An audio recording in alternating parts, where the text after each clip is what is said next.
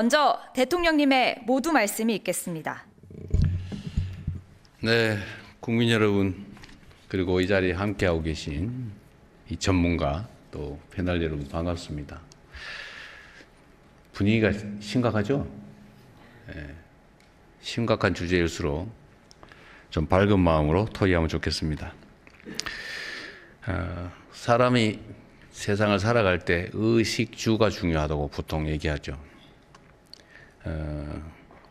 보금자리, 가족과 함께 살아갈 물리적 공간이 좀 편안하고 좀 그야말로 쉽게 활용할 수 있을 정도로 접근이 가능해야 되는데 어느 날부터인가 이게 주거 수단인 동시에 이게 돈을 버는 수단이 됐던 것 같습니다. 뭐 지금도 주택이라고 하는 게 꼭 주거 수단이기보다는 투자 수단이기도 하죠. 뭐 그 기능을 전혀 우리가 무시할 수는 없습니다. 근데 문제는 그 비중이 어느 정도냐, 이게 또 관건이 아닐까 싶습니다. 대한민국 국민들의 자산 보유 현황을 보면 부동산이 가장 많다고 해요. 그리고 객관적 수치로 봤을 때 부동산의 가격, 비중 이런 게 전 세계에서 아마 가장 높은 쪽에 속하지 않을까 싶습니다. 그리고 한때 경험이긴 하지만 이게 이제 좁은 국토에 많은 사람들이 더군다나 또 특정 지역에 집중되다 보니까 부동산 특히 토지는 제한돼 있죠. 근데 수요는 계속 늘어나다 보니까 계속 가격이 상승해서 일본이 한때 어려움을 겪었습니다. 계속 가격이 계속 오르다가 결국 어느 한계점에 이르면서 그게 소위 풍선처럼 터졌다는 거죠. 그래서 지금 뭐 잃어버린 30년, 20년 이런 얘기도 나왔습니다. 우리도 사실은 그 정점을 향해서 달리고 있지 않냐는 그런 걱정을 하는 분들도 꽤 있습니다. 이제 그 어떤 대책이 좀 필요하다라고 하는 게 우리 국민들의 공감대이기도 해요. 그래서 이 문제는 사실 매우 어렵습니다. 모든 정권들이 이 문제를 해결하기 위해서 애를 써왔죠. 근데 묘하게도 국민들 사이에 이런 인식이 생겼습니다. 어떤 유형의 정권이 들어서면 오르더라. 어떤 유형의 정권이 들어서면 내리더라. 이게 이제 몇 차례의 경험을 통해서 마치 진리처럼 이렇게 인식되기 시작한 측면도 있습니다. 뭐 여러분들이 많이 이따 분석해 뭐 주시겠지만 주택 공급이라고 하는 게 사실 매우 중요하잖아요. 가격에서. 이게 정책적으로 일정한 가격을 우리 정한다고 해서 정해지지 않죠. 자본시장 원리에 따라서 수요와 공급에 의해서 가격이 결정되지 않습니까? 그래서 뭐 누군가 그렇게 얘기하죠. 공급을 늘리면 해결이 되는데 문제는 어디에서 어떻게가 마땅치 않다는 거죠. 과거에 수도권이 계속 팽창할 때는 그린벨트를 풀어가지고 대규모 이제 주택 단지를 만들거나 신도시를 만들면서 문제를 해결해 왔는데 이제는 서울의 어딘가 우리가 택지 개발을 해보려고 찾아보면 거의 찾기가 어렵죠.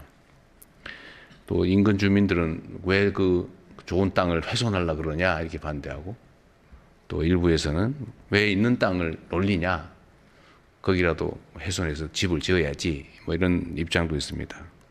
어쨌든 공급의 한계가 뚜렷하죠. 수요 측면도 보면 그렇죠. 수요도 내가 좀 더 쾌적한 집에서 살기 위해서 뭐 집을 늘린다든지 아니면 뭐 새를 살다 나는 이제 안정적인 내 집을 구해야 되겠다라고 해서 집을 사겠다, 취득하겠다는 이런 통상적 수요도 있는 반면에 집을 사놓으니까 보통 오르더라.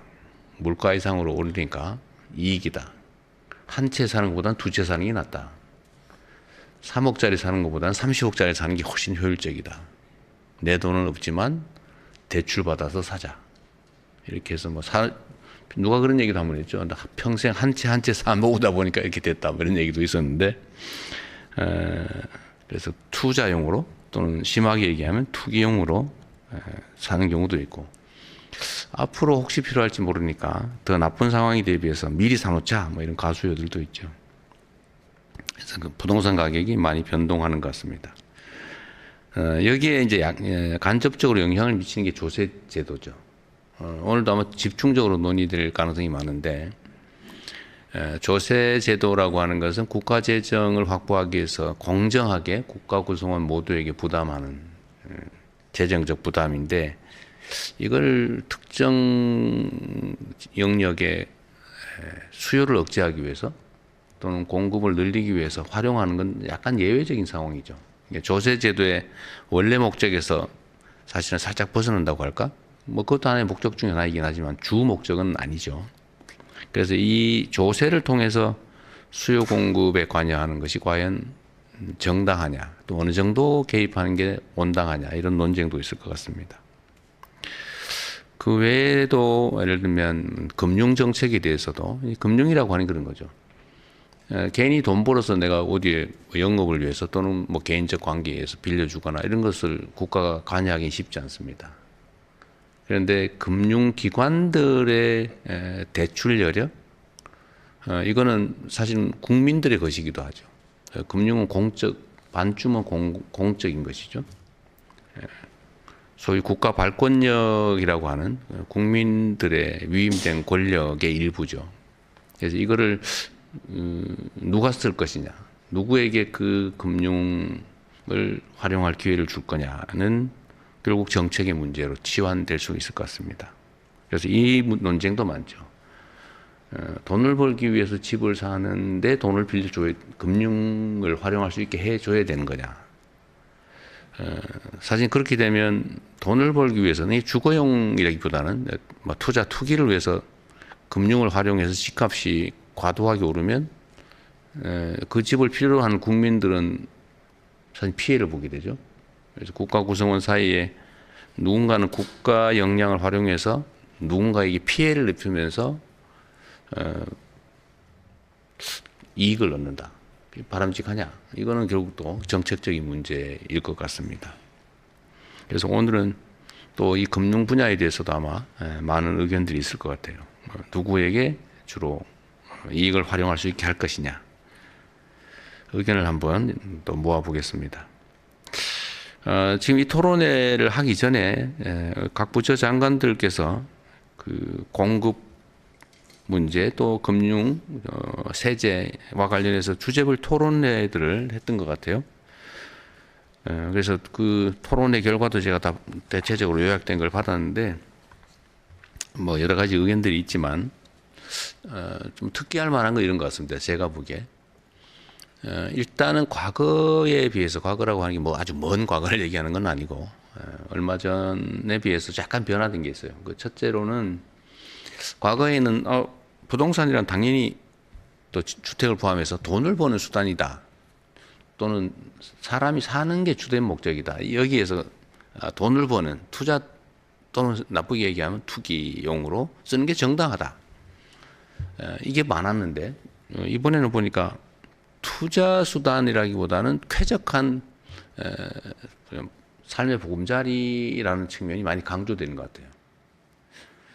또 한 가지는 청년, 그다음에 신혼부부, 다자녀 가구에 대해서 좀 특별한 배려가 필요하다가 많이 늘었어요. 아마 우리 사회가 저출생으로 전 세계적으로 제일 먼저 소멸할 국가다 뭐 이런 국제적인 지적이 있을 만큼 저출생 또 비혼 이런 게 많아지면서 그게 주된 원인 중에 하나가 주거 문제다라는 지적 때문에 국민들께서 그런 공감을 하시는 것 같습니다. 그래서 오늘은 여기 어떤 뭐 정책 발표 자리는 아니고 또 여러분들이 또 우리 국민들께서 어떤 의견을 가지고 계신지를 좀 허심탄회하게 좀 들어보려고 합니다. 가급적인 말씀 하실 게 정말 많을 거예요. 이거는 대한민국의 최대 과제 중에 하나입니다. 이게 이해관계 조정이 원래 정치 또는 국가 행정을 하는데 제일 어렵습니다. 왜냐하면 이쪽을 누르면 저쪽이 흘러오고 저쪽을 당기면 이쪽이 밀리고 그러거든요. 그래서 정말 어려운 의제인데 그래도 우리는 상식과 합리성을 가진 사람들이어서 객관적으로 타당한 것들에 대해서 우리 국민들의 수용성은 매우 높습니다. 그래서 우리 국민들은 위대한 국민이죠. 하다못해 어디 집회를 해도 우리는 절대로 부시거나 때리거나 하지 않습니다. 합리적인 결론을 또 받아들이죠. 그래서 저는 이 부동산 문제도 물론 어렵긴 합니다만 정부도 최선을 다하고 우리가 또 이 주제에 대해서 허심탄회하게 토론하고 또 상대의 입장을 들어보고 그러다 보면 우리는 일정한 선에 사회적 합의가 가능할 거라고 봐요. 그래서 오늘도 뭐 여러 가지 논란들이 있겠지만 여러분들이 내주시는 의견들이 우리 정책 결정에 크게 도움이 될 겁니다. 물론 뭐 제가 이걸 다수결에 의해서 결정하거나 그러지는 않을 거예요. 그러나 많은 국민들의 의견을 듣는 건 정말로 중요하죠. 그리고 그게 합리성이 있다면 당연히 다수의 의견을 따라가야 되겠죠. 그게 약간의 이제 갈등과 저항을 수반하더라도 또 그런 걸 하라고 저 같은 사람을 뽑아놓은 거 아니겠습니까? 보통 이렇게 선출직 공무원들한테는 큰 권력이 주어지죠. 권한, 권력. 이제 권력이라고 하는 게 그런 거죠. 원하지 않는 상황을 수용할 수밖에 없게 하는 힘. 그게 권력인데, 그걸 아무 때나 막 쓰면 안 되고, 국민들 사이의 이해관계를 조정을 하는 겁니다. 첫째로는 팩트에 기반해야 되겠죠. 예를 들면 허위 사실에 기반하거나 아니면 가정에 기반해서 논쟁을 하면 논쟁이 아니라 싸움밖에 안 됩니다. 그래서 객관적인 팩트를 정확하게 확인하고 두 번째로 각자의 주장을 정확하게 하고 세 번째로는 그 이해관계들을 조금씩 조정해 보는 거죠. 그러면 이제 어느 정도 접근을 합니다. 최선을 다해서 노력해보고 그런데 마지막까지 접근이 안 되는 영역이 많이 있습니다. 그리고 사람이 원래 그럴 수밖에 없죠. 자기 입장이라고 하는 것도 있고 처한 상황도 다 다르기 때문에 최종적인 합의에 이르기는 쉽지 않아요. 그럼 요 간극이 생겼을 때 이걸 강제로 또 본인이 원하지 않지만 이렇게 최종 결론에 이르게 하는 힘이 바로 권력이고 근데 그런 걸 하라고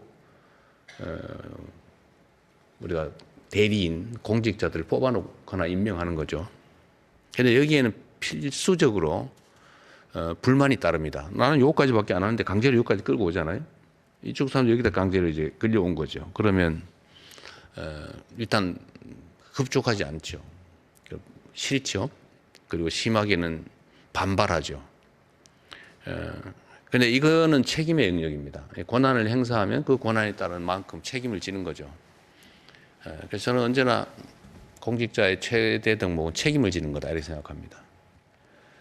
비난도 감수해야 될 경우가 있죠.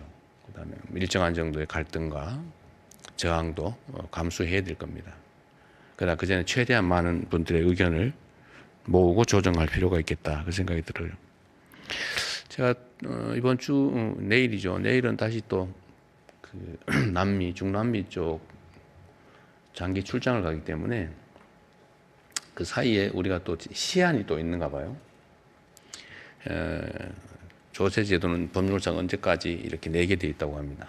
근데 그 시한 때문에 지금 좀 쫓기긴 하는데 혹시 오늘 얘기를 하다가 좀 부족하면 네. 총리께서 한번 그 사이에 네. 한번 좀 더 얘기를 좀 해봤으면 좋겠습니다.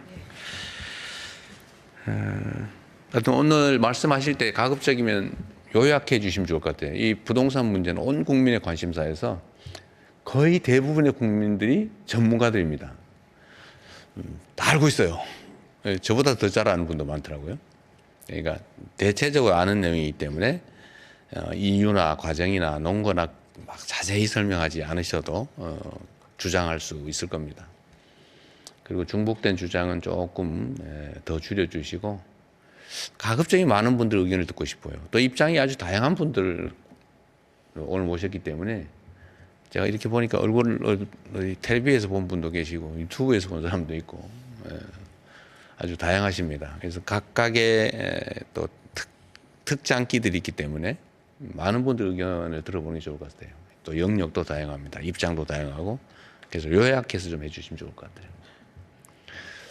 제가 일단 모두에 드릴 말씀은 드렸습니다. 이건 뭐 저는 대한민국 최대 과제에 관한 토론이라 뭐 심각하기도 한데 또 그러나 우리가 뭐 적군도 아니고 또 자기 입장은 좀 편하게 낼 수 있도록 해주시기 바랍니다.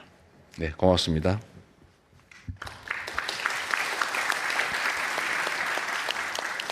네, 말씀 감사합니다. 대통령님 말씀하신